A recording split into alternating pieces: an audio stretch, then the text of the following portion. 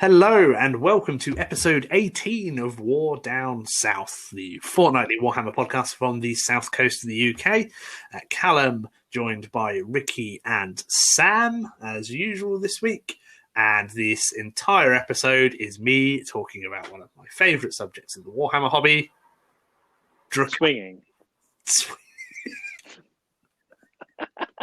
Oh dear.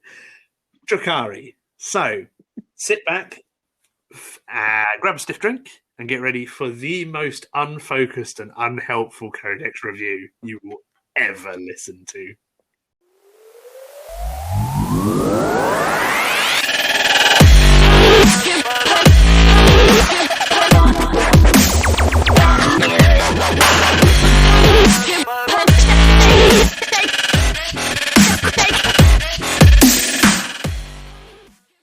Fantastic. Thank you for waiting, guys. Callum, Sam, and Ricky. How are you gentlemen doing this week? Busy. But yeah, good. I'm good. I feel like I'm in a good place. Good. Literally had the week from hell. Oh. Problem customers that almost resulted in me abducting someone until they behaved and stopped making me look like an idiot. But I've got a 10-day weekend now, so that's fine. Oh, you got next week off? Yeah. Was it just cause to make you look like an idiot? Oh, literally, this one customer over like the last few months has taken every opportunity to make me look like a moron. So I would ask them something very important. They would give me an answer.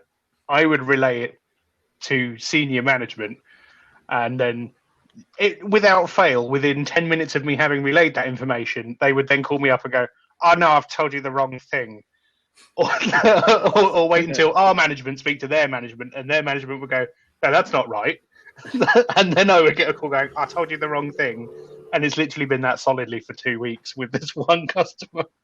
Nice. Oh my! The last month or so has made me think that at this time of year, after the start of the new tax year, anybody who works booking all your holidays. Anybody who works in finance deserves a bloody clap at the front door. So shout out to all my financial services peeps out there. We're through it. It's now the Easter weekend, and the tax year is over. It's a good time to be alive. I can bang this cup. There you go. For me, that's that good. means that I'll probably get some stock in at work. Yeah, probably. I can start selling stuff to customers. Yay. Financial year's over, and they might start paying bills. But other than that, it's good to hear that you're both still here. That's good. And Ricky's on a good tin. So how so you guys been up to any hobby at all over the last couple of weeks? I have. Ooh. I have. I built one guy. And I haven't actually finished building them because I can't for life of me figure out where the hell the tassels go. Oh, is it? Oh okay. I know what it is. It's Irolith. And yeah, he's got these two big tassels that have got like these little notches on the end of them, so they're obviously supposed to go somewhere. But for the life of me, I can't figure out where the hell they're supposed to go. Do you When in doubt, mate, nipple tassels. Yeah. I've looked at lots of images and nowhere really shows them in the same place each time, which is mega helpful. So I might just leave them off. Yeah. They'll only break off anyway. Do you want to explain who Illerith is for the non-Craft World muggles out there? Yeah, so he's the Shadow Spectre Aspect Warrior Phoenix Lord from Forge World. He's probably one of the best Phoenix Lords. Yeah, he's pretty good. Yeah, he's pretty tasty. He looks cool as well. I've never actually had him, so I wanted him, and a certain sexy young man bought him for me because he loves me for some reason. Thanks, Callum. That's all right. You're welcome. That's cool. Yeah, he's cool. Oh, you said young man. Yeah. I've had my vaccine, you know. Yeah. For polio and rickets. Anyway. Cool. Sam, yourself, been up to anything exciting? Oh, not had time to get much done. I've done a little bit more painting on the first of my Titanicus Titans. And for the rest of them, I've been slathering Agrellum Badlands over gravel to finish their bases off. Ah, the classic. Yeah. or when I say finish their bases off, at least get it to the start of where I can start putting colour on the bases. Yeah. Looking fairly fabulous. Your Titans. They've got a bit of a zesty backs vibe with the purple and white. Yeah, a bit. I don't know. I wanted to go. I'm calling them zesty backs from now on. Yeah.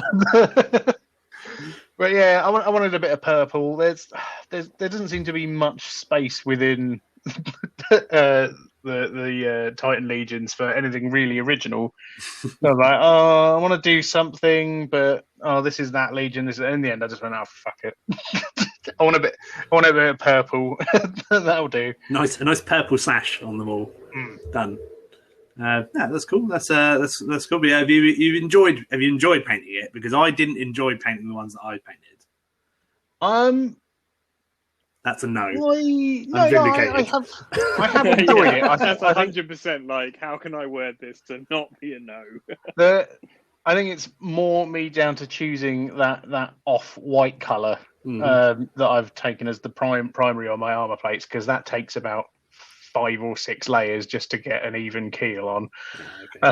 Okay. Was it supposed to be off-white?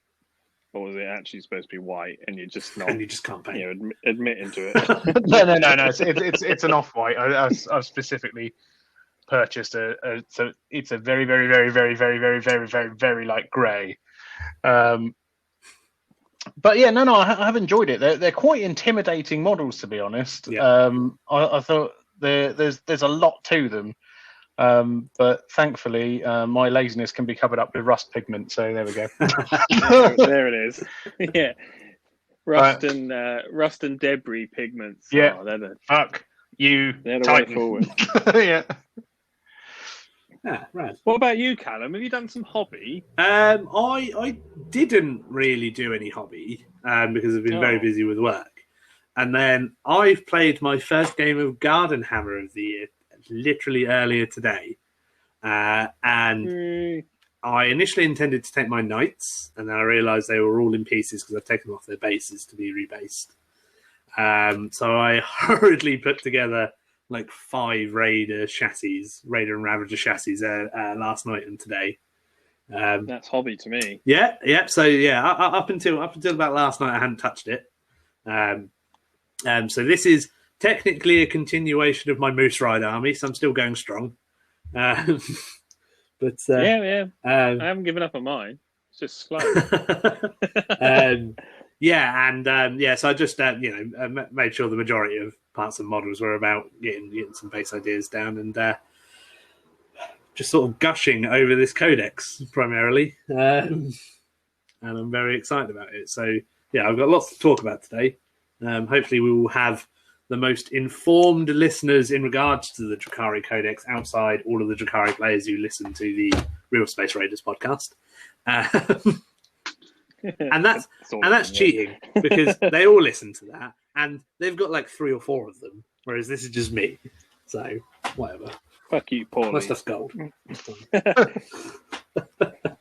I've done a bit of hobby. I'm looking forward to putting some more models together. Love the Drukhari models, even the Warriors and Scourges and things that are 10 years old now, 10, 11 years old. Is that how old they are? Yeah, those plastics are like the plastic Raider, Ravager, and like the Warriors and Witches and stuff are about 10, 11 years old now. They're 2010, Jeez. but they're just like, aside from Gene Stealer Colt, which is my favourite range, I think.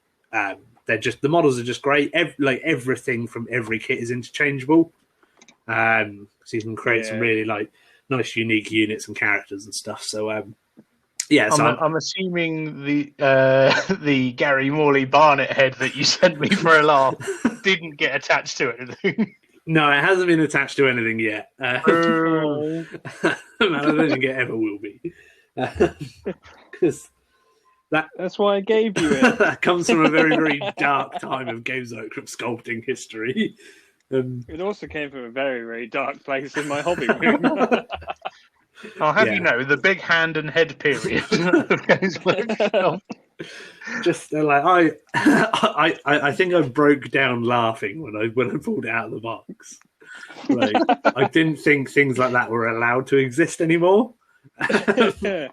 So, I miss when my miniatures had big hands for digging. I think I've still got plenty of dwarf sprues that have got those big hands, mate. But yeah, so yeah, looking forward to putting that stuff together. And I did make the firm decision over the last week or so that this army that I am doing for my Drukhari will not be in addition to my gold space pirates. This is going to be something entirely new.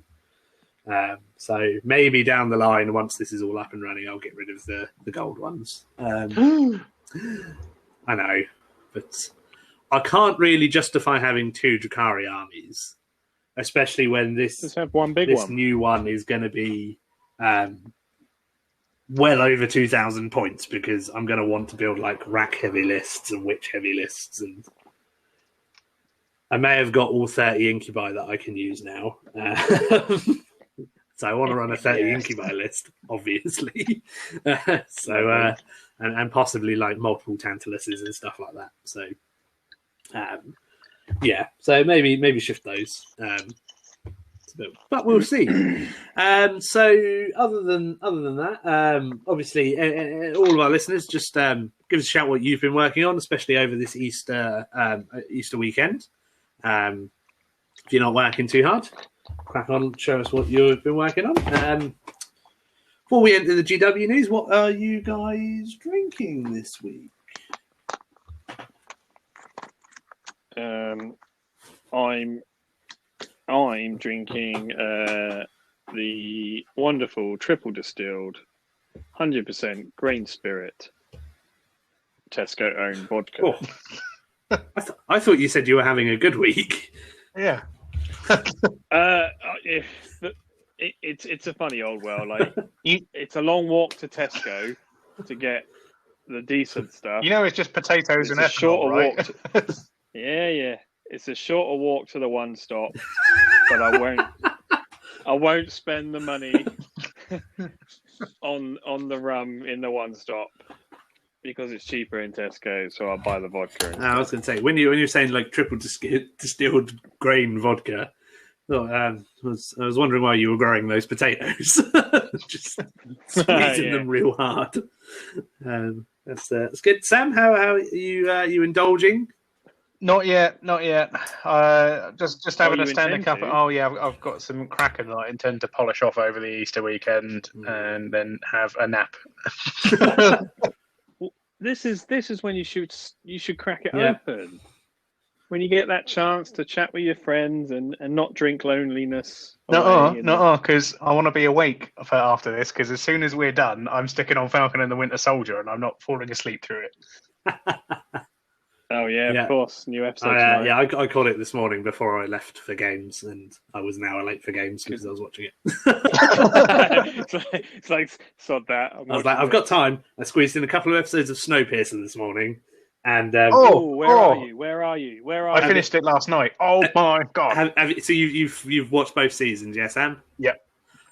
I've not to give anything away. I've just watched the episode with the research station. Oh, so I'm almost there. So that was a very good shout, Ricky. Well done. Round of applause. Yep. Not that you made it; you just suggested that I should watch it. Yeah, I literally loved it. I wish they'd put the film back on Netflix because I've been saying to Alana for ages, I was like, it's a really good film. We'll get around to watching it at some point. And then it left and we watched the TV show. I was like, you'd really like the movie. It's gone. I should like the movie. It's got Chris Evans. I've actually never seen the movie. Would you say the series is better than the movie? It's different. Yeah, it is. They deal with two completely different types of story. The movie. At least it's not just an extension. No, the movie is a self-contained story. Whereas the obviously the series has a big story arc going. So that's quite good. Oh, okay, that's good to know. It's got surprisingly the film for the sort of independent project it was has quite a few big names in it. It's got Chris Evans, John Hurt, that guy that I always John Hurt. The guy that I always, when I first see him, think is Viggo Mortensen, but it's not. So it's not Aragorn. What's his name? So who's Poundland Viggo Mortensen? So the guy who runs the train. Oh, fuck. You know what I mean? Like, he's got the bum chin. You know what? This is modern days. I'm just going to IMDb it. Yeah, thank you. Yeah, there's no point trying to pretend we know. Ed something? Because the internet knows. Sutherland? Sounds like a suitable Ed name. Right, here we go. This is the film, cast and crew. I don't know if he's just down as the engineer on the... Ed Harris. Harris. The guy from Appaloosa and all the other things. Now, don't pretend you know who he is when you've got that in front of you. No, but like you look at him, and he's Poundland Viggo Mortensen. Yeah, he definitely is. I'm gonna have to have a look at him now. Slightly older, slightly craggier, although probably looks like what Viggo Mortensen looks like now, because Lord of the Rings was filmed 20 years ago. Now I want to watch Appaloosa again. That's a good cowboy movie. Yeah. What are we doing? Warhammer. Right. 15 minutes in. Sorry. Yeah. What's the reason for this podcast? I'm just polishing off a couple of cans of Strongbow Dark Fruit that I had from our barbecue and games earlier. So. Oh, you dirty girl. We can always turn this around. We're talking about movies. Let's talk about Primaris Lieutenant. Yes, the definitely not April Fool's Day video released by Games Workshop. Yeah, it's the same every single time they release an April Fool's. You want it to be fucking real. Yeah. The first one I think they did was How to Roll Citadel Dice. Yeah, I remember that was great. It was so good. I wish that book existed. That's true, because then as a TO, you could actually slap people with it at your events. Could you imagine? Yeah, you got to bring your... No, according to page 17... you got to bring your rulebook, your event pack, your codex, any supplements you're using, and the GW How to Roll Citadel Dice book. It's a red cardable offence, I'm afraid, and you're not allowed to use a PDF. So good. Yeah, so obviously lots and lots of April Fool's jokes out from various games companies and stuff. And the GW one was quite a high quality video. So it was. It's a good thing. We're getting Warhammer 40k Primaris Lieutenant, the movie. So that would be that's great. He is the guy who stands next to all of the heroic people. Yeah, letting them reroll ones. It was yeah, quite good. So we have a quick chat about the GW releases, because there was actually quite a lot last weekend. Obviously, so GW have moved to their like 2 weekly releases whilst they get over COVID and Brexit. So last week we had the Drukhari codex, obviously, and all the associated tat that comes with that. And then we had the Callum from his throat made of Drukhari tat. I bought far more than I intended to. Considering I bought a bunch of stuff at the start of this year, had a big moving box full of Drukhari sprues. I shouldn't have spent as much money as I did on this release, but it happens. Hasn't eaten in a week. It happens. So all of the Drukhari stuff came out, so the codex, dice, etc. We had the Starblood Stalkers for Warhammer Underworld, so the Seraphon crew. They're out and about in the world. I didn't even notice. It was like a double-page release, because it was loads of stuff. There was a Halfling. I've obviously been asleep. The Halfling pitch, I think, was out as well. The Crusade Plague Purge mission pack was out. Yep, not seen that. What the hell have happened? What's going on? Loads, mate. Loads. Treebeard was released. That beautiful Treebeard model. Oh, I saw that one. Yeah, that was the one thing that I've been aware of. I literally set all of their social media pages to see first, so I don't miss anything. Well, otherwise, shit just gets buried in this whole world of I hate politicians, I hate the news, I hate banshees. Yada yada yada. The White Scars Intercessor action figure. He was released. He's really cool. A bunch of like kill team, like kill zone sets, some terrain sets. The first Warzone Caradon book, the Book of Rust, was out. That's quite good. I've got some thoughts on that for a bit later. Quite a bit. And then from Forge Web, they released the Easterling Dragon Acolytes and Quickbeam. So one of the other character ents and some stuff for Midler. Oh, I saw that. Easterling half ninja scout people. They're quite cool.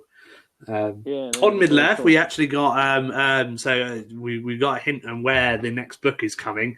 So we've got a release. Yeah, so we got a preview of 2 new / old sculpts that I think are probably coming from Forger. So it's Dane Ironfoot when he's King of Erebor at the time of the War of the Ring.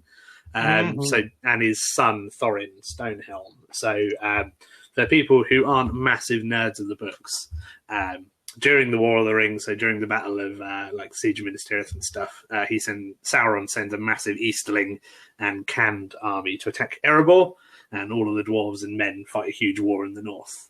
So hopefully, fingers crossed, the next supplement book is to cover that, to give the Easterlings some love. I'm looking forward to that. And we'll get to see some dwarves that haven't died in Moria and I'm that aren't Gimli. Yeah.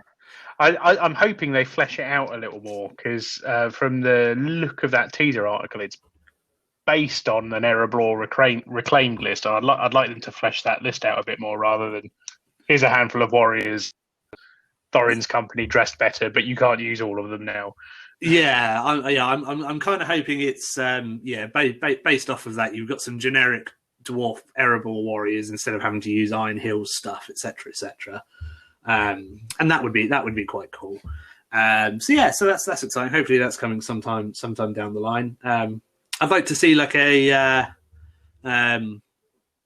cool new Amber sculpt. The Lord of all the Easterlings. That would be quite cool. And so the other releases for the week are all centered around Drukhari, and that's what I love. So we're going to talk about that for the next 2 hours, maybe. And everybody turns off the podcast. Yeah, sorry. No. I know that there are some people listening who want to hear me talk about Drukhari. So, no. I can name 2. No. Yeah, that's people. 2 is people. True. It's true. I listen to all of our podcasts over, so that's 3 people. I'm a listener as well. So. I guess me and Sam as well. Then, so that's a couple more. That's 5 out of the sort of 40, 50 people we get every week. I mean, 3 of us. That's 5 out of the 7 that listen. The rest are all bots. 3 of us have to. Yes. No, I'm excited. Actually, I am excited to listen to you talk about Drukhari. We've already had a good conversation last week, in fact, about them. Definitely looking forward to chatting more. Yes, yeah.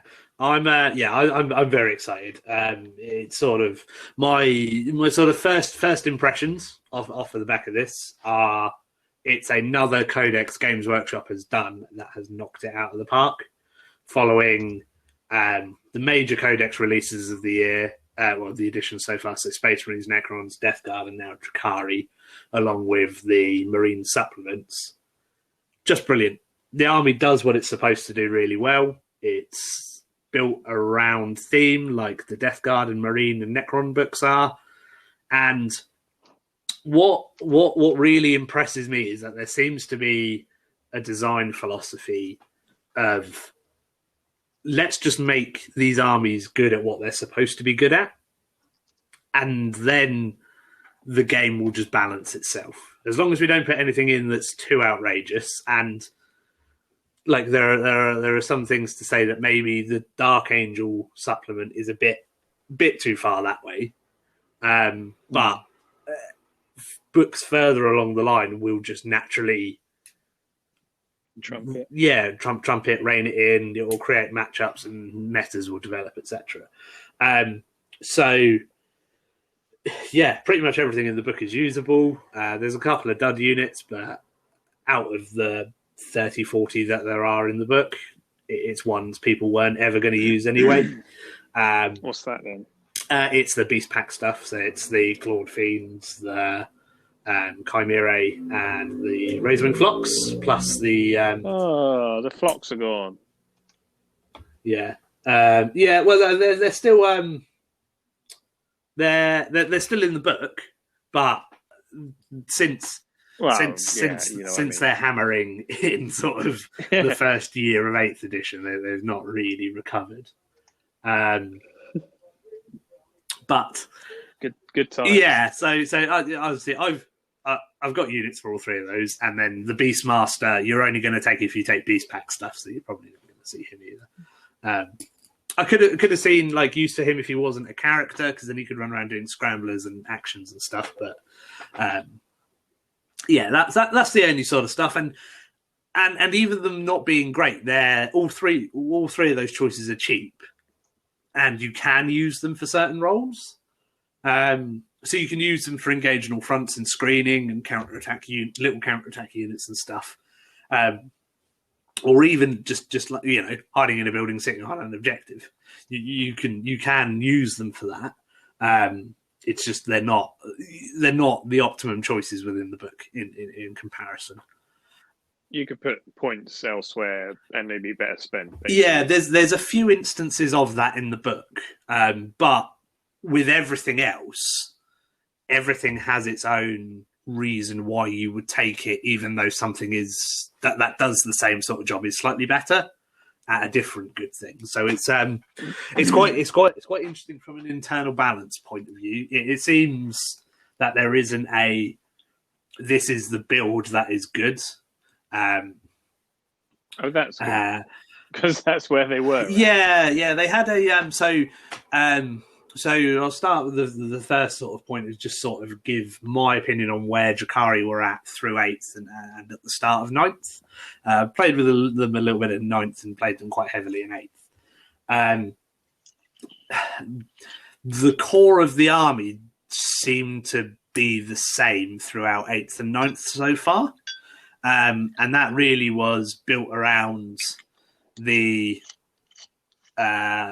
Cabal of the Blackheart Archon with Rit the Living Muse sat between some Ravagers, giving them reroll 1s to hit and wound, and creating a fire base. And then essentially you would just swap in like loads of planes or loads of Talos, and the army just and then some Venoms and then various units within that. So sometimes you would see loads of warriors, sometimes you'd see loads of Racks.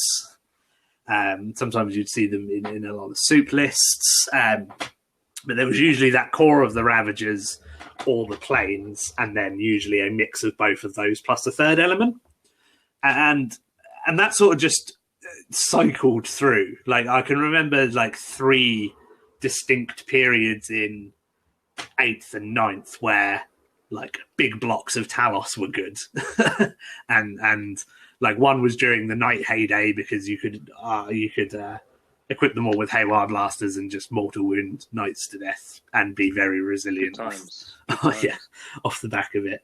And then other times it was just because they had a 6-up feel no pain and a 4-up invulnerable save with toughness 7, loads of wounds.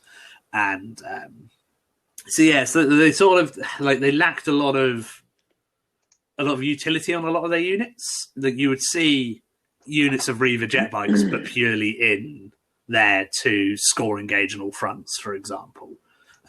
You weren't using them as those sort of fast, hard-hitting units as they're designed for.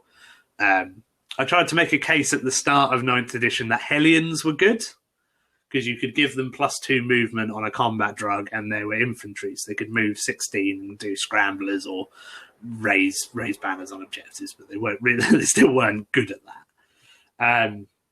Like Archons weren't the fighty killing machines that they always used to be back in the day. I used to. What they rightfully should be. Yeah, I used to run the combatiest one that you could, where he got an extra 2 attacks on his Gin Blade. He'd give himself rerolls to hit, his War of Trait would give him rerolls to wounds. But even then, it was only Strength 4, AP 3 with D3 damage, just with a bunch of attacks that rerolled hits and wounds. So okay, but nothing compared to like Marine characters or what other people's combat stuff could do. Even Harlequin. Yeah. Oh yeah, like the Troop Master with the like storied sword, I think it is. Like just absolutely baseball batting stuff, and then dishing out mortal wounds after combat. It was just a beast. Getting extra attacks after each turn. Like and still only being like 80 points. Yeah. So and in comparison to other people's sort of utility, almost you have to take these HQ choices. Them being this mix of I just do the generic thing of give out reroll ones. I've got a 2+ invulnerable save till I fail it, but you don't want me in combat. Like it's a very odd balance, and I feel that's definitely been readdressed now with what you can do with Archons. That's good. And Succubus. So he's now that beat stick. Now they definitely can be, and because they got a couple of roles. And because the changes with the core rule, the vehicles don't have core. He's not giving, or your Archon's not giving the rerolls to the Ravagers, so they're not just sat there babysitting 3 vehicles anymore. But you need them to build certain types of Drukhari armies. So they've got to be there. So you're going to have to take Archons. So you might as well tool them up and cut some people. So that's so that's kind of where they were. Like they felt like a bit of a spoiler army. It's a bit the same as Autarchs in the Craftward army. They kind of just have this stupid, just reroll 1 usage.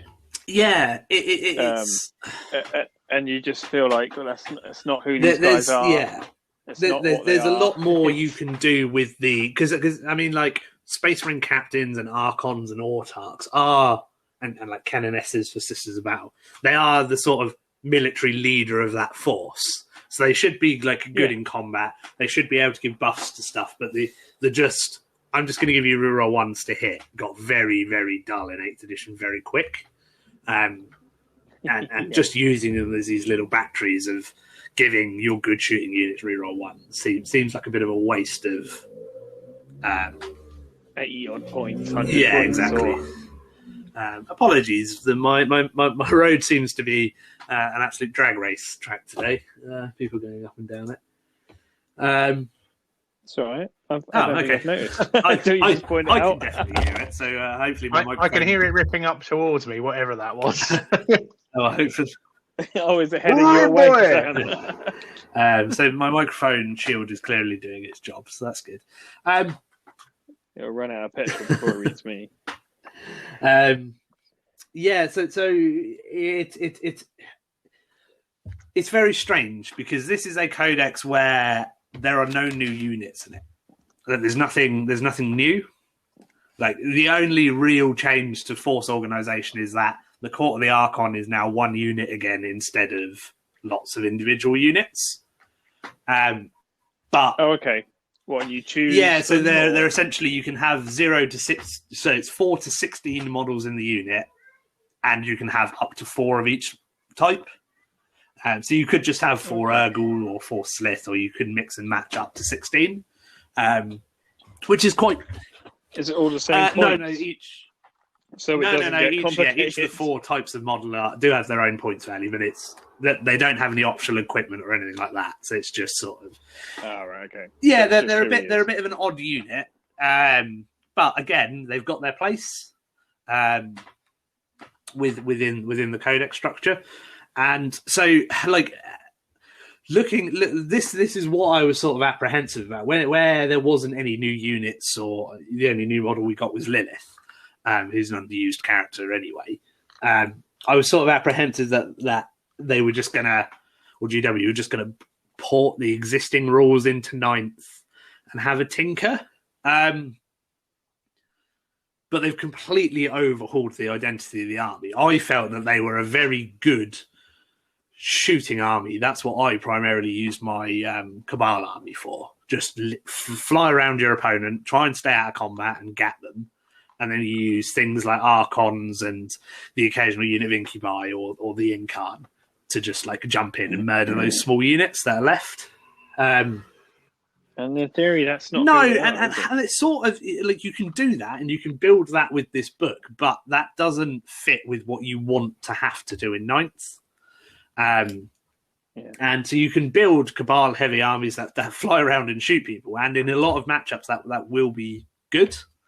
But their main identity now is they're going to come up to you and they are just going to stab you, and then you're going to die. And that's kind of represented with everything in the army pretty much across the board getting an additional attack. So that's from Cabalite Warriors. Witches now have 2 extra attacks over what they were. So they have 4 basic now, essentially. Yikes. So they've got 3 on profile and then 1 from their combat weapon. And that, so them, for example, going from 2 to 4 is massive. And then... Is it still a still strength weapon? 3, but you can give them combat drugs to give them extra strength. Like there's is that a random? Nope. No, it's now something that So one of the major overhauls is that everything now punches you at least twice as much. To sort of tie in with that, almost everything in the army has a new rule called Blade Master, where if they roll an unmodified 6 to wounds in combat, they get an additional AP. So it represents them just knowing where to stab you with their tiny shank. Yeah. And then there's a few rules off that trigger that can potentially trigger off of that to make that quite devastating. So that's everything from a lowly Cabalite warrior who doesn't have any AP normally, rolling 6s to wound and getting a cheeky AP in, to witches who have got AP1 on all of their combat weapons at least. So 6s to wound then become AP2, and that's quite awful to come up against. To then things like Archons with Gin Blades that are AP3 normally, and Incubi that are AP3 normally, turning up to AP4, and then they're completely ignoring people's armor saves. And that sort of felt that all of your units can now fend for themselves, which is great. A lot of the units just didn't have AP to start with in the previous edition. So even things like witches and racks, which are these sort of the things that you want to go fight your opponent with across the board, and then you've got your good combat units, like they would struggle to kill guardsmen. But that is definitely not the problem now. It's good that they've brought them up that high within the Eldari combat like criteria, so they're almost a Harlequin, but they're not quite there with the technology. But they have that. They still have that ability to be able to pummel out as much offense. They just can't kill it as well, I can see this sort of so like a Cabalite warrior almost being an aspect warrior, but without all of the cool special rules and gear. So better than a Guardian. Yeah, so with that new armor saving stuff, they are literally like Dire Avengers, aren't they? They are. So in effectively they're as old, I guess, aren't they? They're not civilians like Guardians are. They are. Yeah, that's it. If you live in Comora, you are there to you're there to stab stuff. Whereas in comparison, Guardians are walking around wearing robes and dresses, and peaceful. Then they get given a gun that fires frisbees when Tyranids try and come and eat you. So that's really cool. It's nice that reflects that aspect. The next big change, sort of what Ricky alluded to there, is asking some questions about the change to combat drugs. Previously, you could assign there were 6 different choices where you could either randomly roll them at the start of the game, or you could pick them for each individual unit, but you couldn't duplicate the choices until you'd taken them all. And +2 leadership and +1 ballistic skill are not exciting options to have to take on stuff before you can take +1 attack, +1 strength, etc. again. So everyone likes that. I mean, I actually used the +2 leadership when I used to run loads of Razorwing Flocks. I used to give it to my Beastmaster, and then he would make them like leadership 10, and they had more staying power. But that was a very niche thing from the start of 8. But now they've retooled the chart, but now you can just give any of them to any unit with combat drugs. So you can have your whole army juicing with +1 strength, or extra attacks on the charge, or like extra movement, extra ballistic skill and leadership, which is, you know, the ballistic skill potentially is good on like Reaver jet bikes, because they can have heat lancers and blasters and stuff. So there's a lot of, it just lets you customize your units for a certain job instead of having to sort of have a couple of dud units, or just not take more of the witch cult stuff. So that's a great change. So now it's one of those things that you have to note on your army list, but you can now go, I want my witches to be strength 4. They're strength 4. So that's really great. That's good. The main change, though, other than an overhaul to their weapons, which a lot of their guns have had stat adjustments and bits and pieces, which we'll go over, which I'm quite excited about, is the change to the how you structure a Drukhari army. So previously they had a special rule where if you took 3 patrols, you got 4 command points back. So that sort of that made, you know, if your warlord was in one, you got 2 points, and then you paid 4 points for the other 2 patrols, but it netted out as 0.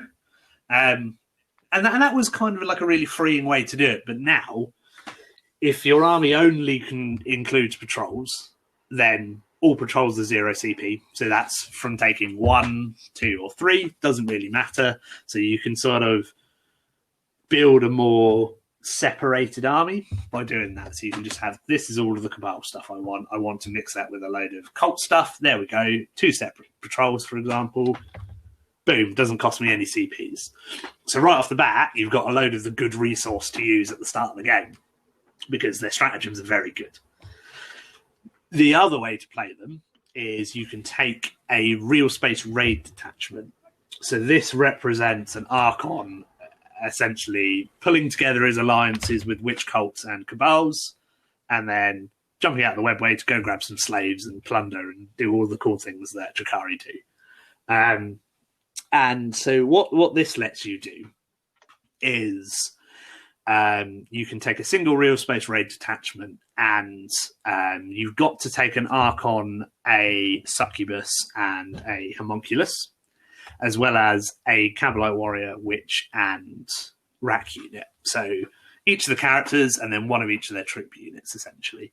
So right off the bat, you have to have a battalion or a brigade, just because you have to have those choices. And your Archon has to be a warlord, because he's in charge. But what it does is that all of the Cabal stuff that's in that detachment keeps its Cabal rules. All of the witch cult stuff keeps all of its witch cult rules, including their obsessions and their sort of sub-faction abilities. And all of the Coven stuff keeps all of their rules. But it upgrades...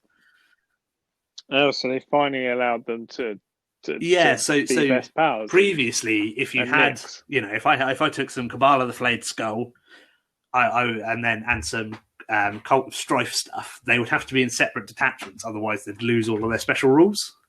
Whereas now, essentially everybody works together under the Archon. So you still have these sort of separate. This stuff gets these rules. This stuff gets these rules. But you're not having to faff around with having different detachments all led by different HQ choices and all of that. which is really cool. And and then it updates the Archon's bubble of reroll ones. Instead of it just being Cabal and Incubi core units, it's real space raid core units. So he gives his rerolls ones to hit to pretty much everything that's not a vehicle in the army. And with things like witches and grotesques and talos and scourges and stuff like that, that doesn't normally get access to those rerolls. So it's cool that it's sort of everybody knows that he's the boss. And then he can go and influence these other parts of the army that he wouldn't be able to affect before. Which is really cool. Because when you before 8th edition, where everybody got sub-faction rules for their respective almost chapters, that's how you used to build a Dark Eldar army. You would have an Archon and maybe a homunculus and some witches and some warriors and a Talos flying around and a Ravager maybe, and it all just played because it was all just Dark Eldar. Whereas now, GW adding the flexibility of all of these different units gaining their own different rules. It's 3 armies in one, but you can play them as one army now, and that's quite a simple change, because previously you would just, if you wanted all 3, you just take 3 different patrols, and it sort of does that. But this ties it all together and makes it feel like one army, and I'm so excited about it. I could literally blab on about it, just that change and what that opens up and lets you do. For hours. So I think we'll take a quick short break, and then I will go through some specific changes. So I'll go through changes to some of the Drukhari obsessions, so their sub-faction rules, unit changes, and then some of my favourite combinations and bits and pieces from the codex. So if we take a quick break, we'll catch you shortly. Thanks very much.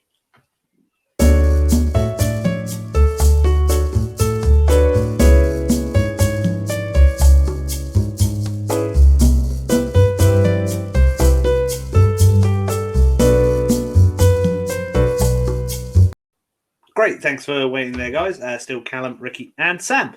Still talking Drukhari. Drukhari, Shakira.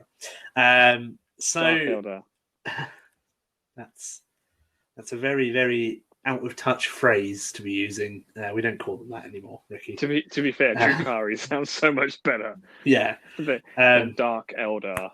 Although one of the things that did sort of ruin this release is that there's clearly a group of people who call them Drukhari.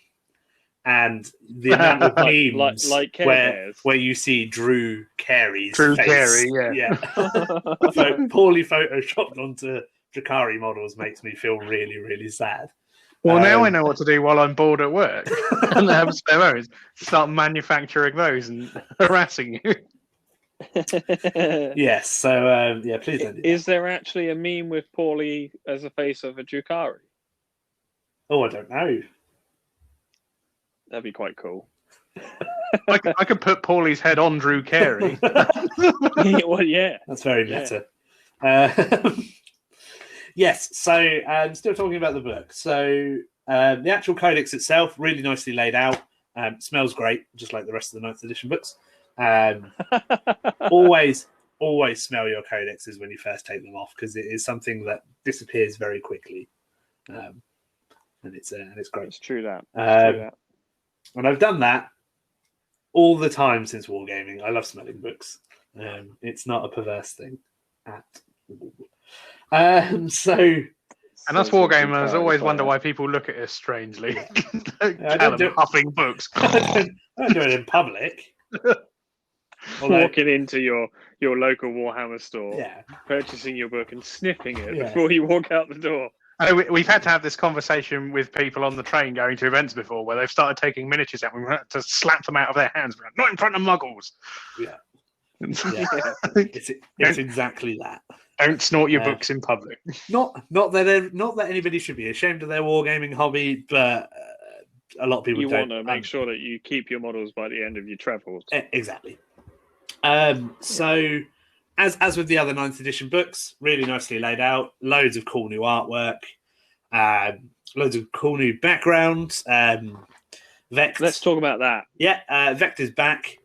Yay! And he's pissing hates the Inari still, does he? Yeah. After last being seen flying away from the Chimera fighting pit on his like throne of doom when the Incarn appeared, he's back and he's wrestled Chimera back from the wanton crazy bloodshed where everyone was just going around murdering each other more than normal. So that's very cool. We've got some backgrounds of some like really obscure cabals and cults and things that GW have just created out of nowhere. Oh, okay. So just like a little bit of like just an extra addition? Yeah, so sort of that. So for example, under the background for like the witch cults, they've got the Cursed Blade. They've got rules. The Red Grief, they've got rules, and the Cult Strife, they've got rules. And then there's like a bit of fluff about the Seventh Woe, the Blade Denied, and the Wrath of the Unbound. So there are loads of cool little bits and pieces there. There's a really cool bit of artwork called Warzone Gaban.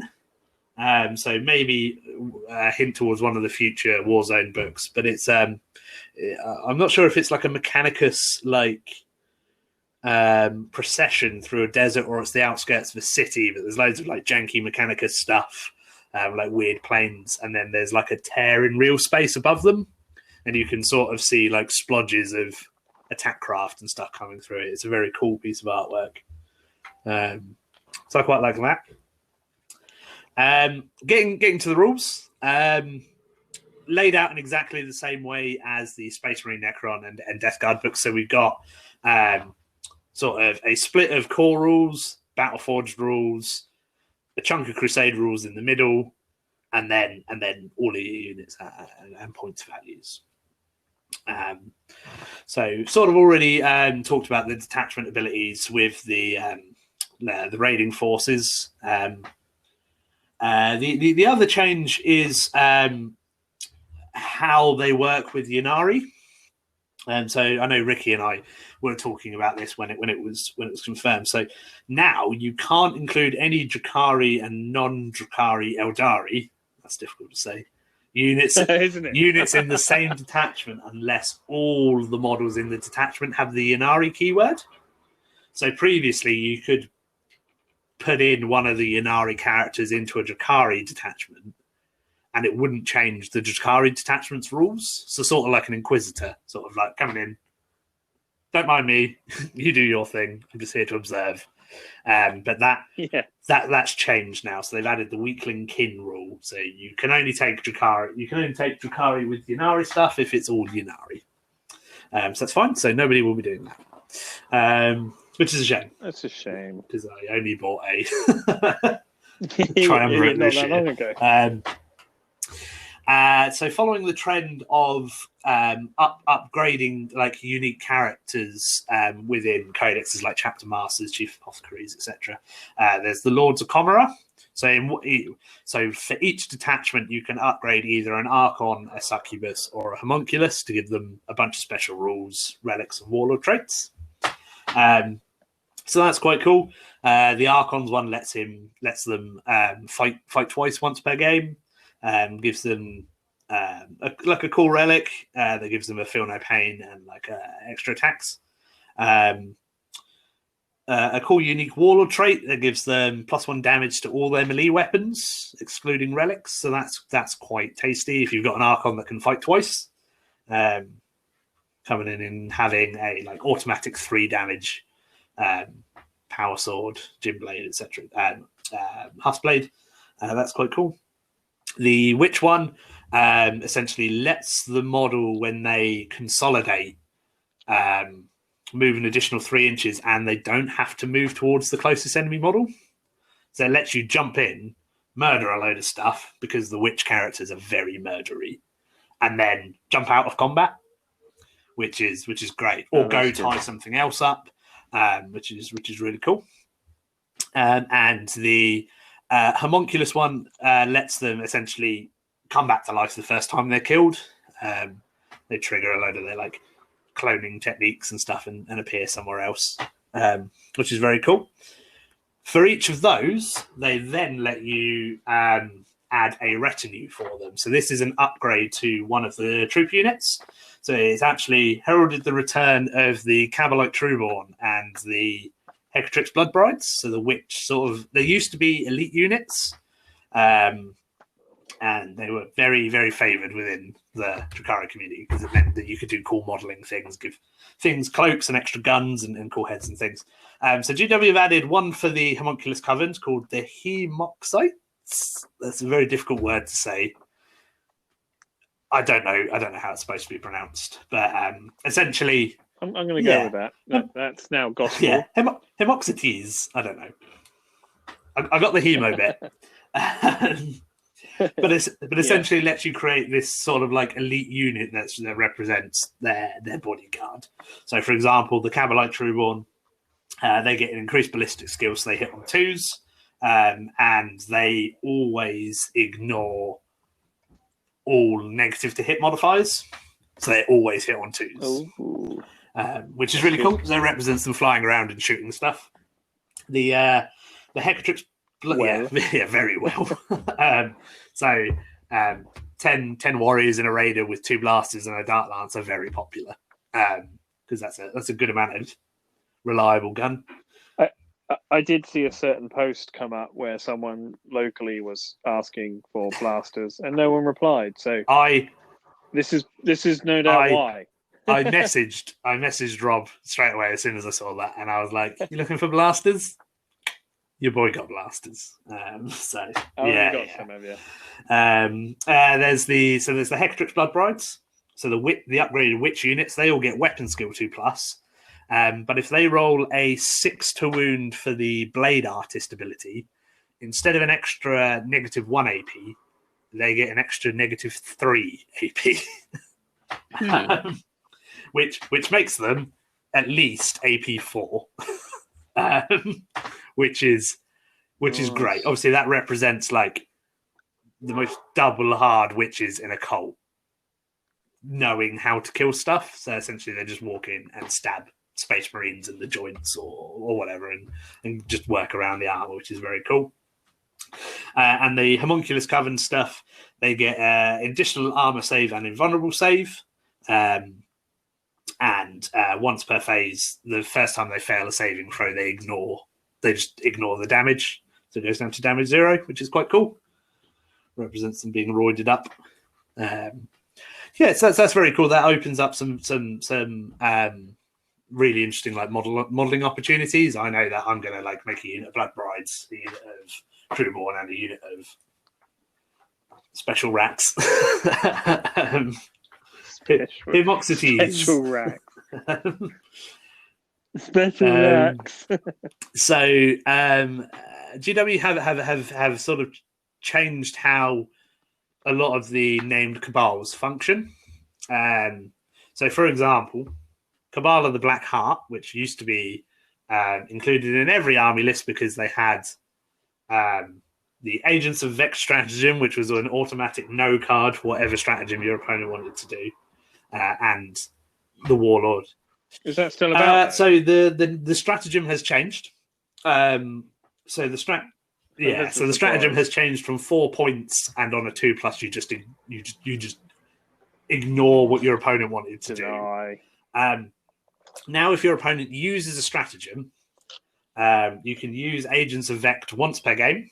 It costs 0 CP, but each time, so every time that your opponent uses that stratagem later in the game, it costs an extra CP, excluding rerolls. So, for example, if you were playing, so it's not one use only. It's not one use only, but essentially you see a stratagem being used, and then whenever that opponent uses that specific one, later in the game, it costs more. So you can't do that to multiple stratagems. But for example, if you're playing against like Sisters of Battle, their like 1 point advance and charge, after the first time they do it, you just go, no, Agents of Vect, and then it costs them 2 for the remainder of the game, which is quite cool. It's a really interesting way to sort of tag or punish your opponent for that sort of stratagem that army uses every turn, without it being too restrictive. Like instead of just telling your opponent, no, you can't do that thing, it's you can do that thing, but it's going to cost you more, which is quite cool. The way that the actual buffs for playing Cabal of the Black Heart has changed entirely. They used to get further along. Oh my god, Power from Pain. They've changed Power from Pain. Oh my god. So, sorry. The other main rule the Drukhari army gets is Power from Pain. Which, is it? Yeah. So, what's that? So it's essentially an accumulative list of special rules that the army gets. It's just so good. It's such a good book. I don't know what I want to tell everybody. It's also amazing. It's great. So Battle Round 1. So essentially, Battle Round 1, everything gets a 6+ invulnerable save. It used to get 6 up, feel no pain. This is strictly better. Turn 2, so it's all cumulative. So from the second battle round, everything can advance and charge, which is massive. For such a quick army and having all of these combat units, having everything being able to advance and charge just means that you're not firing off these little, I can advance and charge with my big combat unit to go hit my opponent. I can just hit them everywhere on the board at once, which is great. Third battle round hasn't really changed. They get +1 to hit in combat. That's great. Battle round 4, everything now gets a 5 up invulnerable save because they're really juiced up on pain and anguish and blood and murder. And then from battle round 5, they essentially become fearless. So the sort of changes to them taking away feel no pain, makes the game quicker and makes units more survivable by giving them an invulnerable save. Over. I would say it is because the weapons that were typically ignoring your armor save under the previous book, which is usually a 5+, were probably going to be multiple damage. We live in an era where everything is going to be damaged 2 pretty much to kill Space Marines. So having a 6 up feel no pain, it was a 1 in 6 chance you were keeping a model alive against a 1 damage attack. But if it was more than 1 damage, I understand. That obviously makes it a lot worse. And now Power from Pain affects vehicles, which is really important. So so your Raiders and your Ravagers and your Venoms get at least a 6+ invulnerable save in combat from the off. You can imagine like a little needle sticking out their tail end. Well, you have to remember the vehicles are essentially just big hoverboards covered in crew, so it represents them being juiced up. But the important thing here is that from the second battle round onwards, the entire army can advance and charge, which is massive. So that's very exciting. So back to Cabal of the Black Heart, their big thing is that they count as being 1 ahead on the Power from Pain track. So at the start of the game, all of your Cabal of the Black Heart stuff has a 6 up invulnerable save and can advance and charge, which is huge. And if you're in a real space Raider detachment, all of your blades for hire, so your Incubi, your Scourges, your Mandrakes, also count as being an extra turn ahead. So from turn 1, you can advance, say, I don't know, a Raider with a stratagem. Just one. You can advance a Raider with a stratagem that gives it +8 to its advance instead of D6. Move it 22 inches and just tie something up in your opponent's army turn 1 without really any sort of struggle, which is really cool. The other thing Kabbalah the Blackheart get, they get +1 leadership, and but they get to reroll a hit roll every time they attack or shoot, which makes their vehicles and small units really reliable, because that weapon, that, your blaster, your dark lance, or whatever, essentially is always getting a reroll to hit, which is very cool. So they're going to be very popular. I think most people will probably base their army around that because it's such a powerful mechanic. I know I certainly will.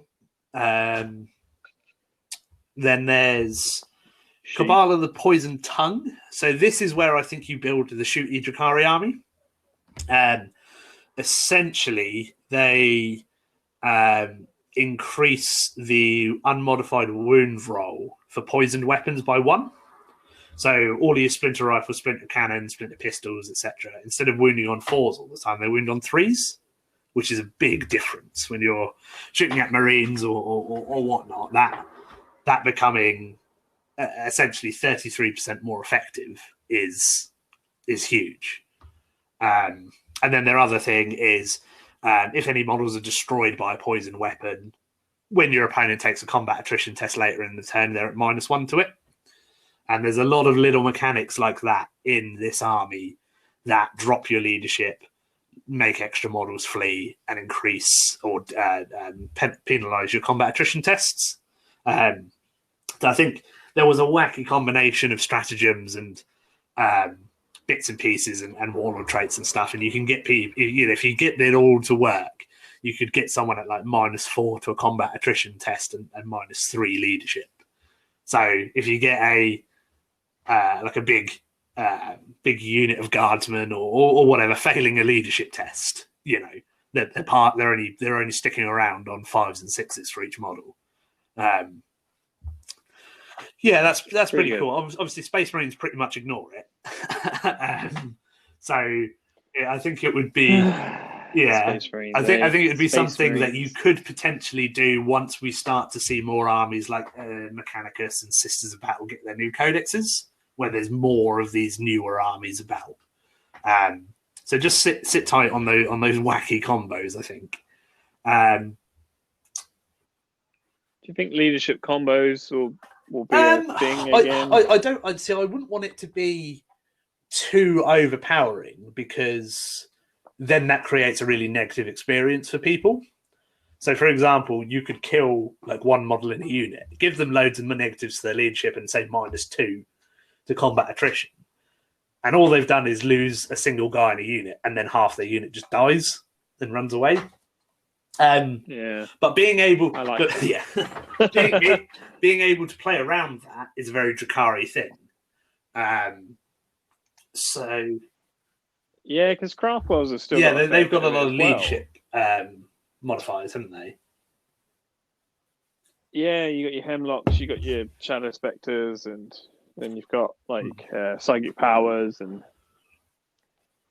I'd like it to still be. I mean, this is a step in the right direction for the armies that it should affect. So hopefully, things like Night Lords, for example, when and if they get a supplement or whatever, you would expect them to do a similar sort of thing. So the main Cabal that I used to play as was Cabal of the Flayed Skull, where everything got extra move and rerolls to hit when they were rerolls to hit a 1 when they were shooting from transports and stuff. This seems to be the only Cabal that's taken a bit of a hit. So instead of getting +3 move on all of their vehicles, they now get +2.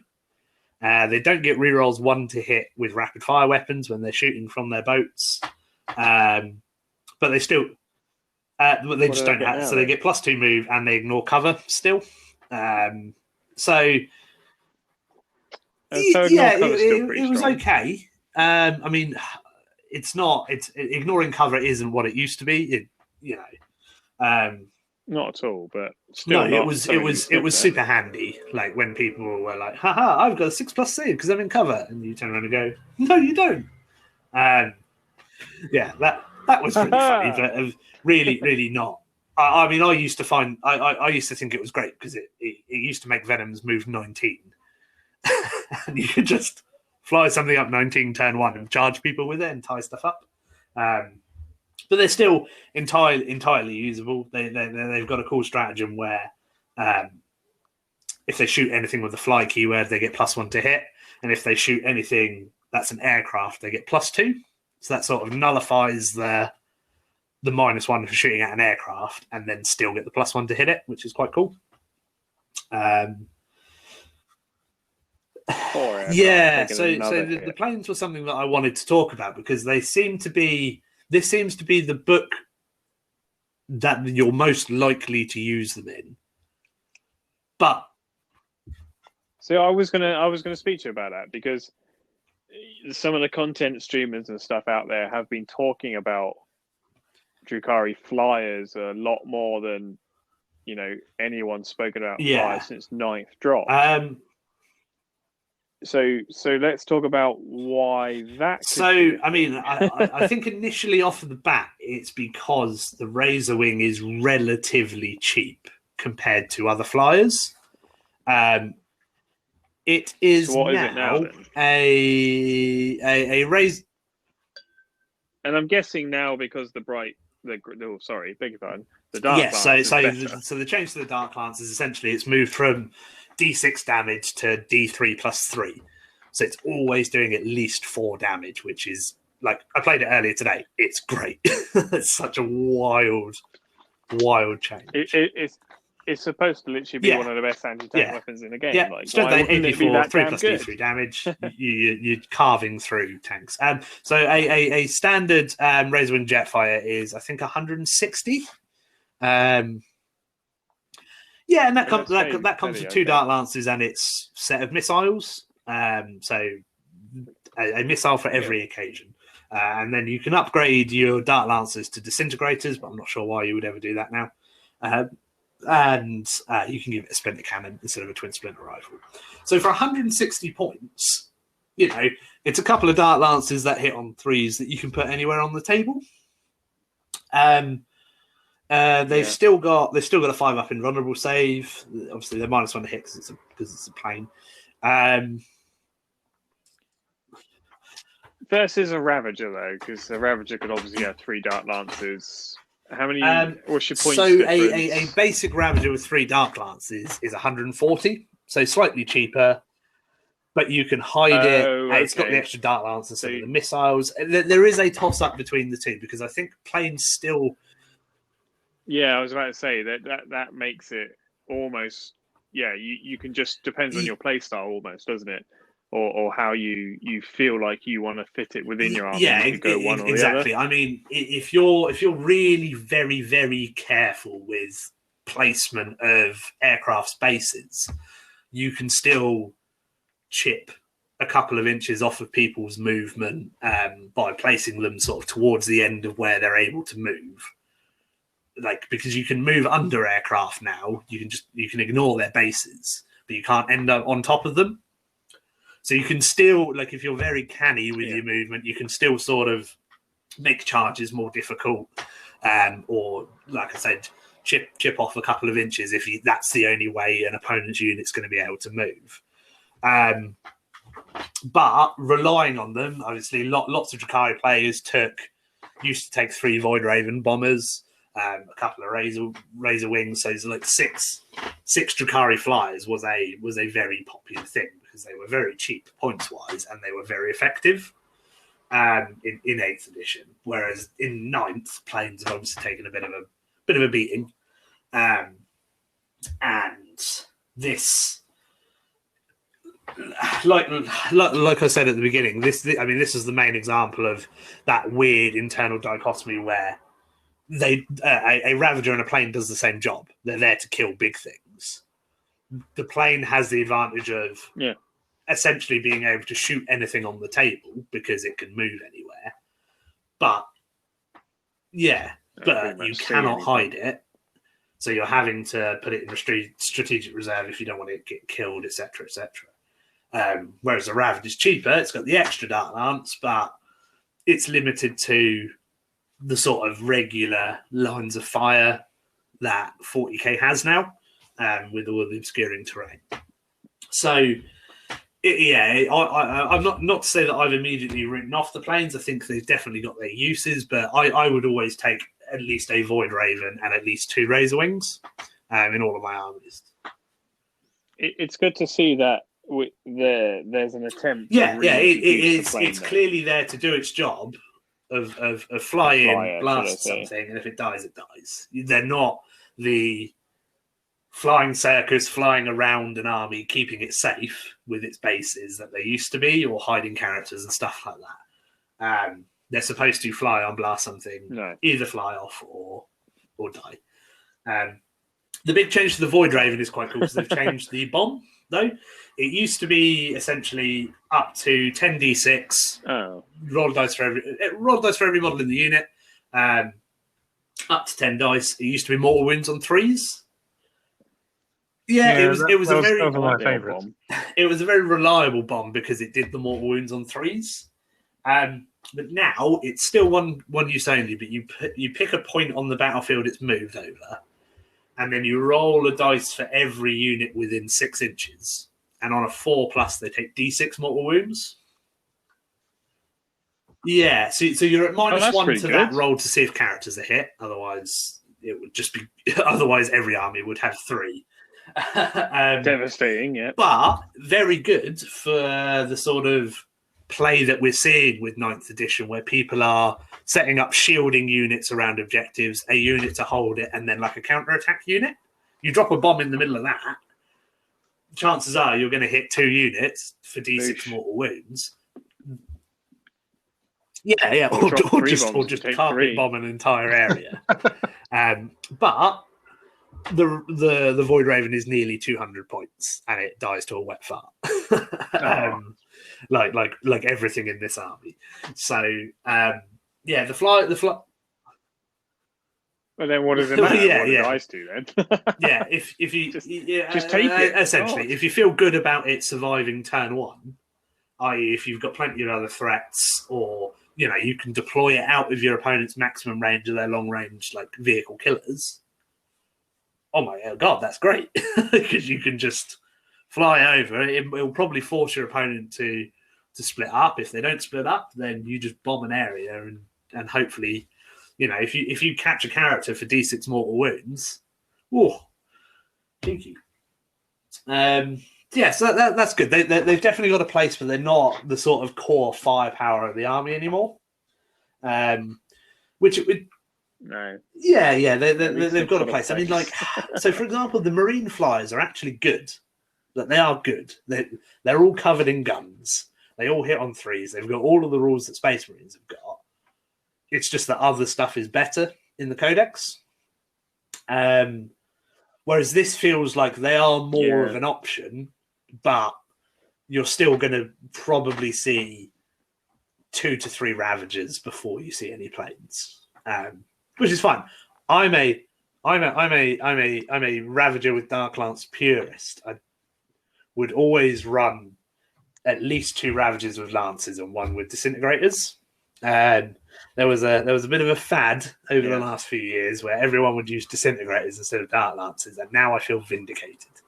A Disintegrator is still a good option. It's still 3 shots, strength 5, AP 3, 2 damage. That's great. But the problem with the Dark Lance was that they used to be very swingy. But now a Raider or a Ravager, for example, in Cabal of the Black Heart, is got 3 lances, so 3 shots, hit on 3s. It gets a reroll to hit because it's Black Heart, and now instead of doing D6 damage, they're doing flat 3 plus D3, which is so much more reliable. When you used to get a lance hit through, you would always poop yourself before you'd roll that dice because anything below a 3 is a waste of time. Whereas now, you're tearing the chunks out of vehicles and monsters, and more importantly, for every failed save, you're killing the marine stuff. So you're killing Blade Guard, you're killing Terminators.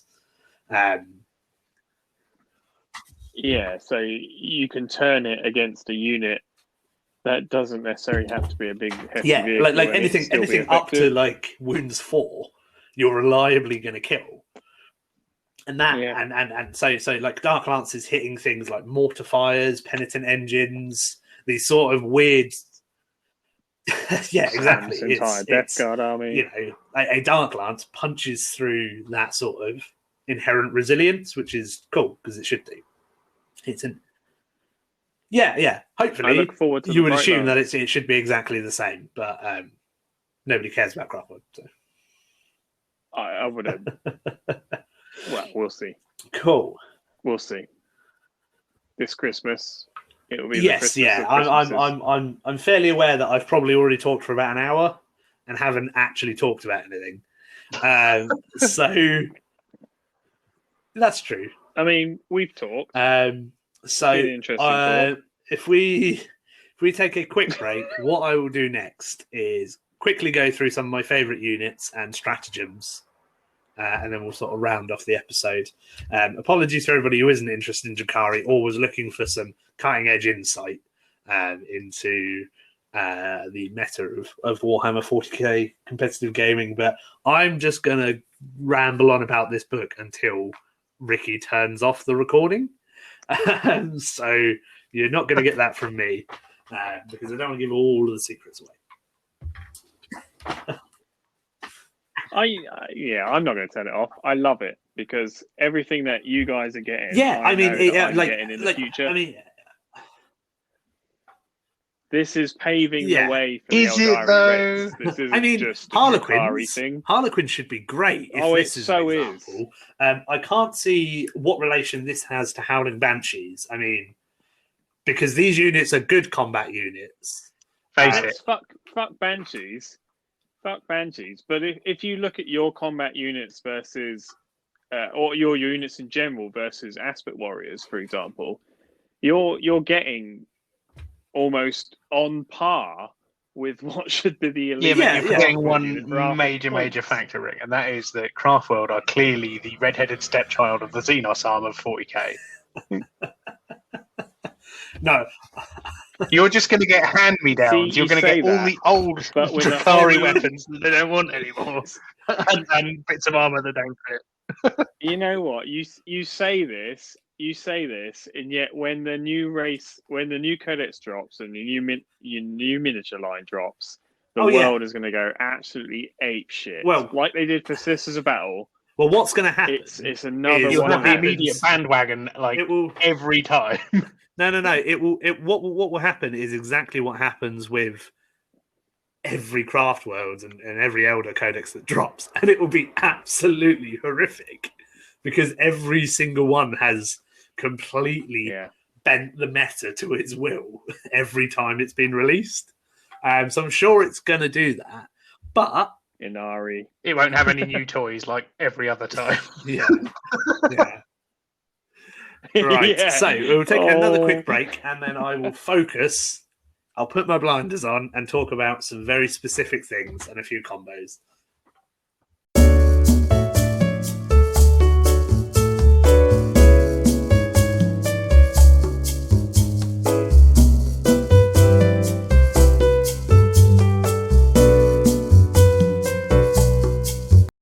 Love it.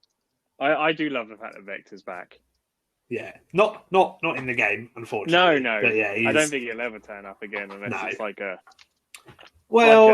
Silent King style jobby. Yeah, I wouldn't be surprised if they put him in a supplement down the line, and bring him out of retirement. But we'll see. But someone else has stolen the big chair motif, so I'm not sure what he'll do. Yeah, it's true. Like. You'd have to really not just be sitting on a radar. Yeah, I mean, I would love that. I would love but also I would like him with a 1980s action cartoon bad guy escape chair because that's what like Cobra Commander. Yeah, just a rubbish little thing with some jets on it. That's how I envision him all the time, shaking his fist as he gets away. He's literally like Jabba the Hutt, isn't he? or have him as a really just overweight guy who just doesn't leave his house. Yeah, he's literally a opulent dictator. Yeah, He's got Yeah. dictator fat, and now he just wears medals and tells people what to do. Yeah, can't find any trousers that fit. Just walking around in his jogging bottoms, and then military like breastplate covered in medals and a big hat. That's Anyway. 100% him. Yeah, that's the dream. Brilliant. Thanks for waiting there. We've just talked about how we envisage Azrael Vex, and it's not worth going into the episode, but it's quite funny. So, favourite things from this book. Page 1. So, the contents page. Yeah. The inside generic matte cover is very nice. With random 40k quote. Yeah, oh no, it's just pictures of loads of screaming faces in boxes. Oh no, we haven't got a quote. No. Oh, that's sad. There's a little story. That's like a little poem about Drukhari, but I'm not going to read it. Anyway, so focus. Otherwise, people will fall asleep. So, one of my favourite things about the book is how the relics are laid out. I just wanted to get this in. I like this page. It's laid out lovely. It is very cool. It's got like a picture of a Drukhari, and then it's got pictures of all the relics, sort of like it's like a war gear list around them. Have they actually shown pictures of what they look like? Yeah. It's that's quite. It's quite cool. So there's like the helm of spite. There's all the pistols. There's the gin blade. Sort of like this is an armory of an Archon, which is quite cool. But anyway, I actually like it when they do things like that. When you actually physically see the weapons. Yeah. So that's really cool. So actually, in game, these are the things that I like. Archons are super fighty. You can essentially buy an ability to make them fight twice once per game. Good job. All of their combat weapons got a buff. So Agonizers are now AP3 instead of AP2. That's great, a classic weapon. Husk Blades now do a consistent damage, so they're AP2 damage. Agonize is always wounding on 4 still. Still poisoned. Still poisoned. So they're still exactly the same. You're literally just listing what's changed about them. Yes, yeah. So now they're a viable combat weapon. There's a really good relic one called the Triptych Whip.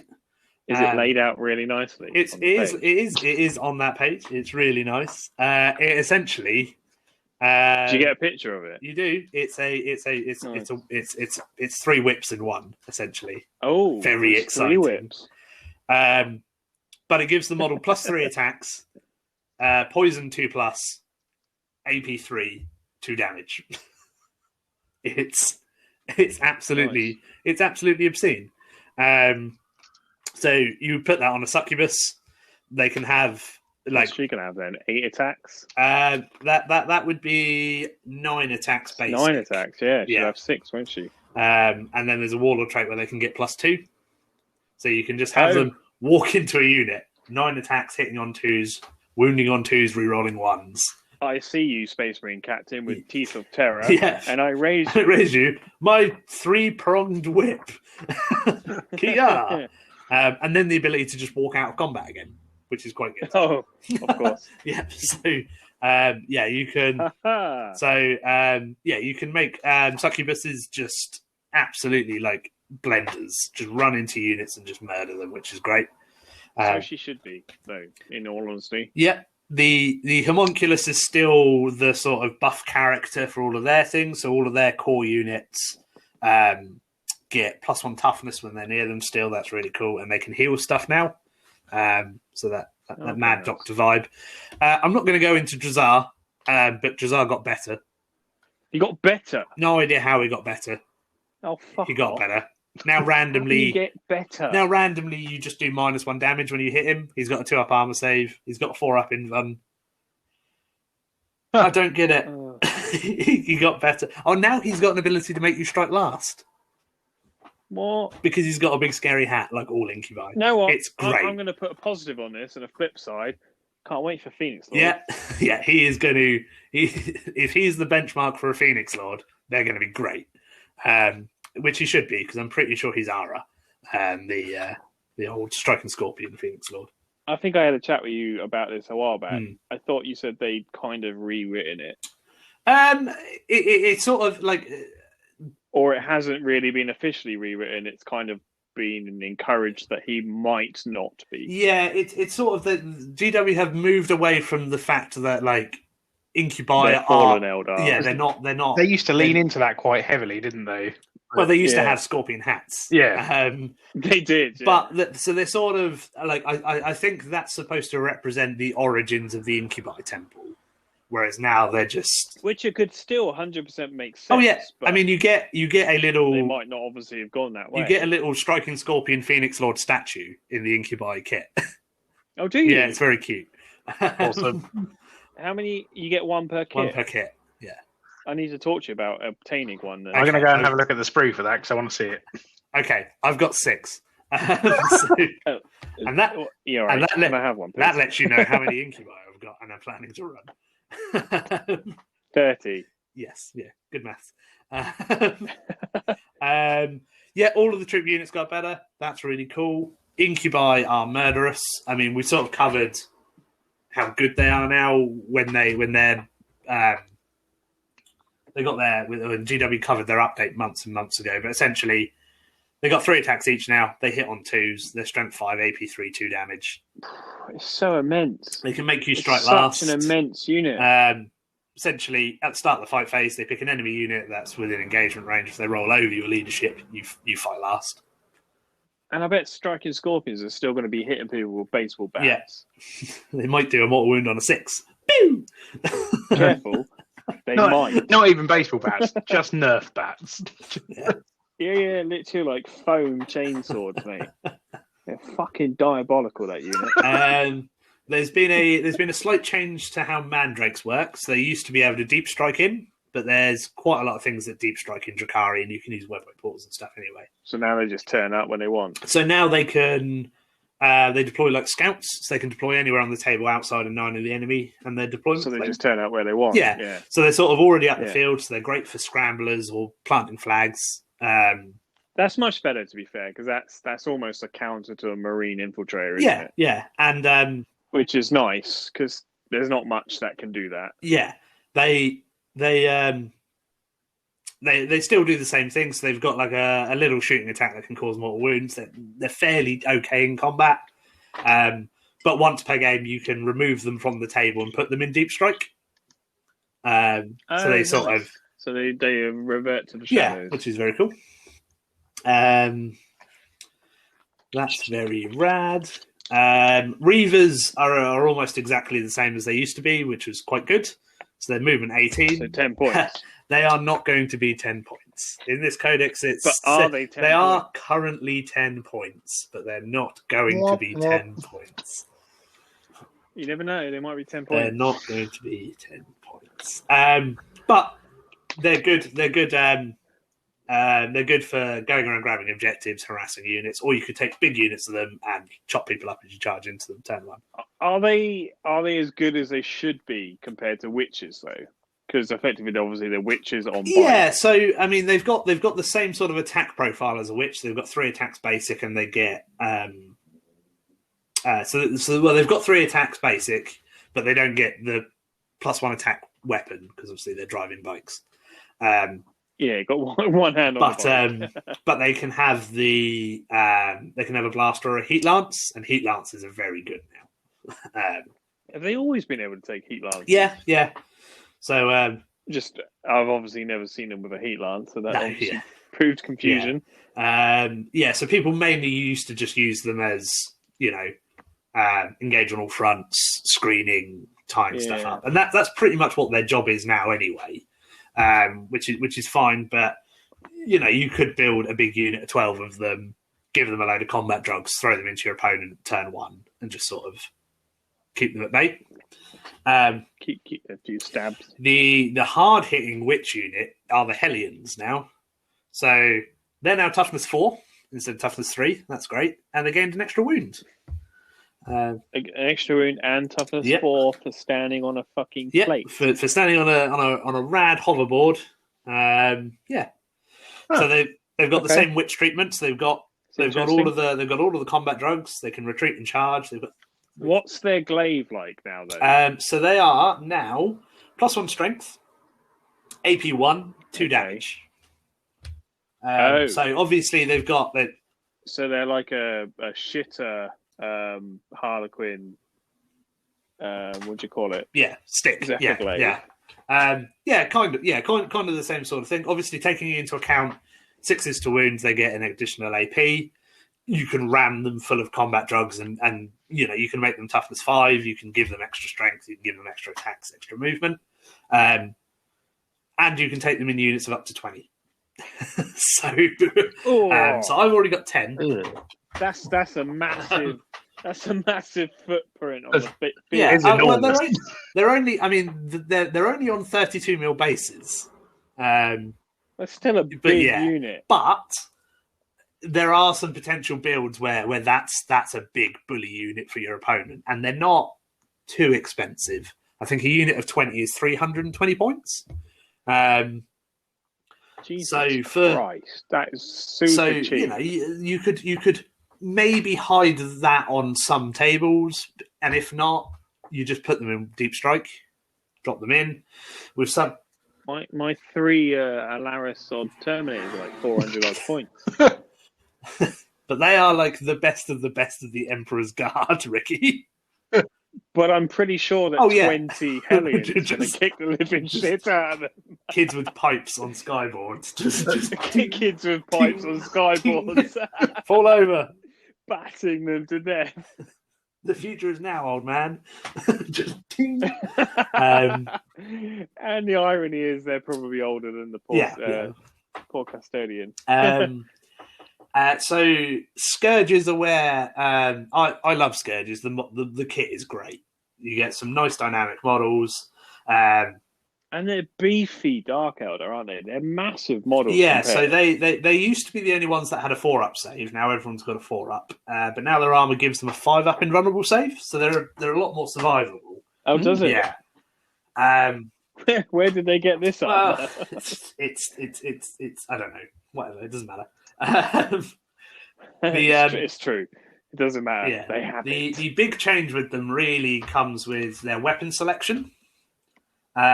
Because there's been 2 massive changes to 3 weapons that are available to them. So we've already talked about Dark Lances becoming more reliable damage-wise. You could potentially, you never saw Scourges with Dark Lances. I will probably run a unit because that's good job. Good job. Someone had those on hand. So the blaster is exactly the same as it was. That's great. But there's a change to the Drukhari Haywire Blaster. And this is probably a hint for all Haywire weapons going forward. Okay, so they're now D3 shots, Strength 3, AP3, D3 damage. I don't like it. If they target a vehicle, they always wound on an unmodified roll of a 4+. We're talking. And if they roll a 6 to wound, they inflict D3 mortal wounds in addition to the regular damage. So AP3 D3 damage, essentially, the strength 3 is irrelevant when you're shooting vehicles. You're always wounding them on a 4. So on a 4+, they're doing D3 damage. 6. On a 6, they're doing D3 plus damage. D3 mortal wounds. Plus D3 mortal. So that's pretty tasty. It's not. But obviously less shots. I mean, there's a obviously this is different to the cannon. Your Haywire was always worse than they sort of tried to do the same sort of thing, but they didn't get the volume of shots. So comparing this to a Harlequin Haywire cannon isn't equivalent. Because I could probably imagine the Harlequin one will probably just be more shots, but it would work. I think the idea is that they reliably cause damage to vehicles, but aren't that sort of horde killing all-round weapon, which didn't make any sense. So which they were on the Harlequins were actually they were that weapon. Yeah, what don't Harlequins have? High volumes of ranged shots. Let's give every single one of them D6 strength 4 AP1 shots. means. Thank you. So that's really cool. I like the Haywire Blaster. I like the change, but in the current meta, we're not seeing lots of vehicles. I think once we see Knights come out, and once we see the Knights re-released and the Guard re-released, I think we'll see a lot of vehicles. So that's when, and then a lot of vehicles counter. then I think we'll see a load of Haywire. What I'm really excited about though is the change to the Heat Lance. So this used to be like an 18-inch range strength 6 melter gun, which was naff. Because it had the damage and all the stat line, but that strength was so strength 6 was odd. It was randomly AP 5, and then rolled 2d6 damage within 9 inches. So deep. I didn't even realise it was bizarre, 85. absolutely bizarre. And sort of deep striking in, you weren't within 9 inches, so it didn't really matter. So you might as well have a blaster because you're strength 8 and AP 4. But they've changed them now to heavy 1, still 18-inch range. They're now strength 8 AP 4, D6 plus 2 damage. So it's gone to the metal profile with a longer range and not have to be within half range. So they're the downside is that dragons. The downside is that scourges are still infantry. So if they move with it, they're at -1. Because I guess it's a downfall, but you get you can have 4 of them you can have 5 scourges and 4 Haywire Blasters for bang on 100 points. That's pretty. Is the Marine one? The Marine ones can have heavy weapon ones, which are essentially the same, but with a 24-inch range. So it's power. Oh, okay. So you've got extra movement, less range, or you've got short movement, longer range, and then deep strike. Yeah, so it's sort of. But I'm excited about that because it's that sort of lump damage. For it being a minimum of 3 and a maximum of 8, that's absolutely brilliant. That's more of Sam's Death Guard dead. So I just wanted to make sure you're awake, buddy. That's all. So I'm very excited by that because that's a cool change for one of my favourite units. So I'm currently in the process of building essentially a unit of 5 with every weapon type. So I've got them all. So I can just plug all of the different units into whatever army I'm playing for the meta. You've got like 5 weapon options. Blaster, Dark Lance, Haywire Blaster, Heat Lance, the regular Shard Carbines, Shredders, and Splinter Cannons. 7. Wow. 7. I don't really consider them. No. I mean, I've got some left over from my other army, and I probably won't give them a unit with Splinter Cannons, to be honest, or Shredders. I used to like the Shredder, but they lost its ability to reroll wounds against infantry, which made it a very good gun, and now it's not so much. Do they still not benefit from anything to do with the rest? So they don't. They're blades for hire. So they don't gain any of your Cabal abilities, but if you are in a real space raider detachment, they gain the reroll 1s to hit if they're near your Archon. Ooh, so you can. Tasty. So poor Archon. He has to get around and dish that rerolls out, and also murder stuff. Is there anything that can make an Archon move a bit more, like what Craftworld pals have got? No. I don't know. Who the hell's that? Anyway, no. Essentially, the speed of the army comes from being able to jump out of the vehicle and advance and charge. Okay.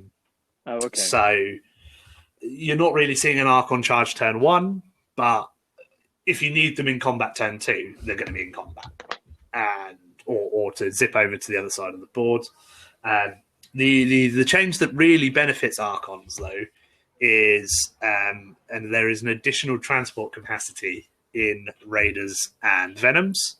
So a Raider can now hold 6, and a Venom can now hold 6, and a Raider can now hold 11, which means so they Yeah, I a mean, picnic the, bench. the Raider model is just a platform with some people hanging on to it anyway. So making a little extra room for the boss makes perfect sense. So that's very cool. So now you can see them jump in, a Venom with 5 incubi, and then go murder stuff, or hide in a Raider with a bunch of Trueborn with Dark Lancers and blasters, and then jump out and kill stuff that comes to kill that vehicle. Instead of being the only thing in the army that walks, or hiding between some Ravagers. So yeah, I'm very excited for that. Some hints of things to change for Eldar down the line. As in Eldar is in the race. Is within the stratagem. So lightning fast reflexes is now 1 CP. No. 2 CP. No, it used to be 2. Is now 1. They weren't. Oh, it's not 1. It used to be 2. 1. It's now 1. But I think that's to reflect. Obviously, you can't stack lots of negatives to hit anymore. So it becomes, Oh, sorry. No, yes. I'm thinking of another stratagem that you're about to speak about in a minute. Okay. I'm pretty sure. Yeah, so you used to be able to have like a Venom being naturally -1 to hit, lightning fast reflex it'd be -2. Now you can only stack at -1, but it makes it more useful when you're in combat and stuff now. Yeah, especially when you look at Harlequins, like it's an expensive stratagem for nothing. Exactly. Because those units pretty much had it anyway. Yeah, and sort of on those units, you now only use it to sort of counter someone who's got pluses to hit. And that's exactly so that's quite cool. There's a yes, yeah. I was thinking of Fire and Fade. So Fire from Fade has changed its name in the Drukhari book. And now I can't find it. How is it? It is called. It's now called something completely different, like flaunting. There it is. It's called Never Stationary. Oh, fuck off! That's crap. Fire and Fade is so much better. But did you see the new Craftworld version, Brap and Mince?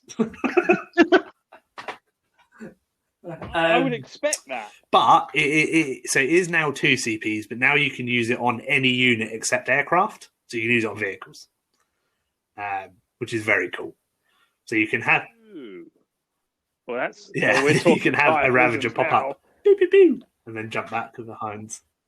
Fire prisms now, when you get 3 of them firing through one, and then the last one fires and fades, and then disappears...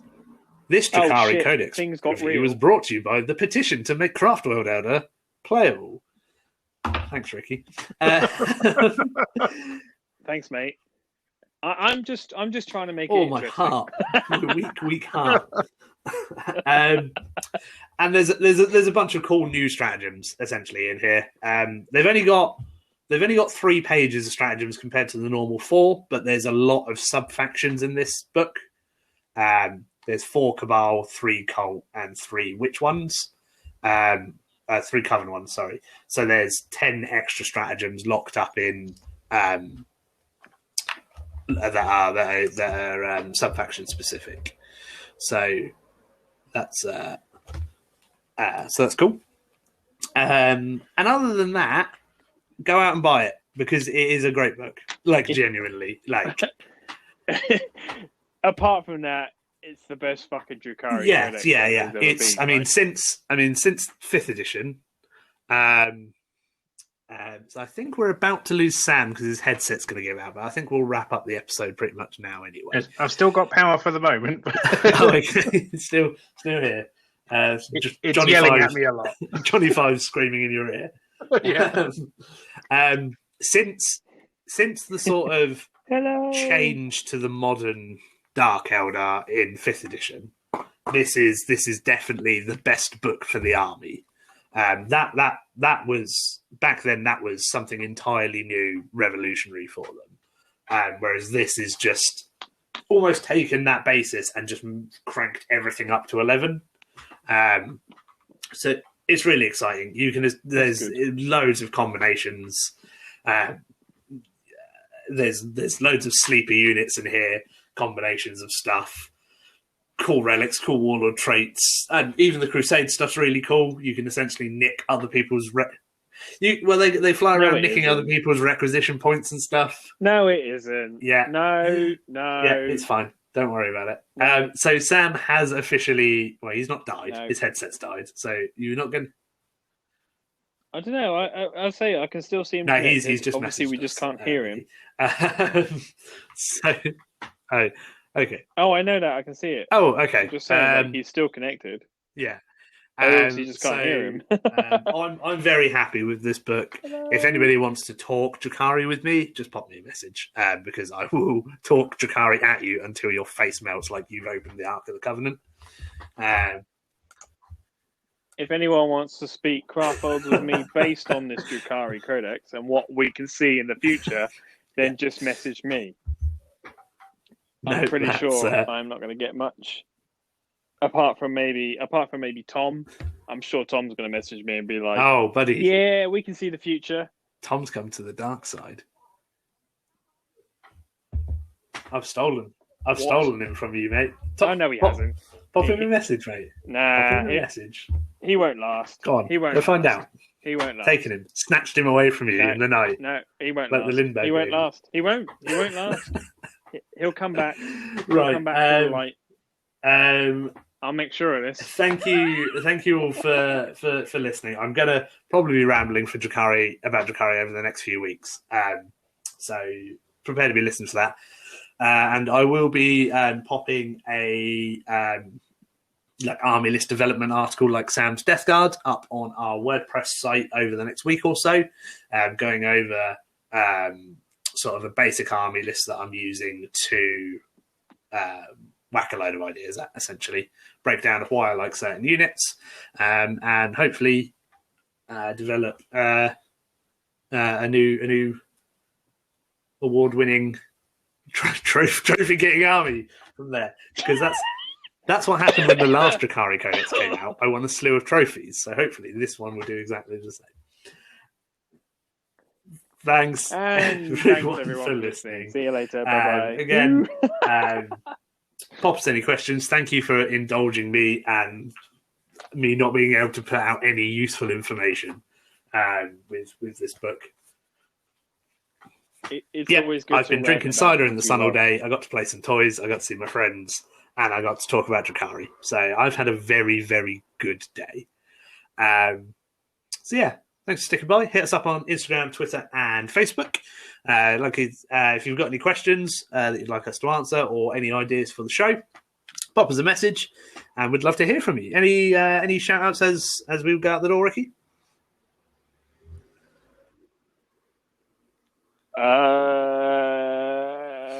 On the spot. On the spot. Happens at the end of every episode. I've really been enjoying. That's it. I know. In fairness, I've actually been really, really enjoying. There has been some Moose Ride updates, which has been really, really cool. I've seen some Drukhari. I've seen some Necrons, and some Flesh Terrors. I've seen some Death Guard as well from you guys, and some Flesh Terrors. Yeah, don't get me wrong. I have actually seen some Flesh Terrors. So there's a good few of you still going with it, which is awesome. We haven't forgotten about it. As Callum has said, he is now back on the Moose Ride. In fairness, I'm probably going to start getting a bit more time. So I'm going to start trying to smash out a bit more Custodes love. So yeah, we're still on the Moose Ride. So keep it going, guys. It's fantastic. Really appreciated. We'll see you next time.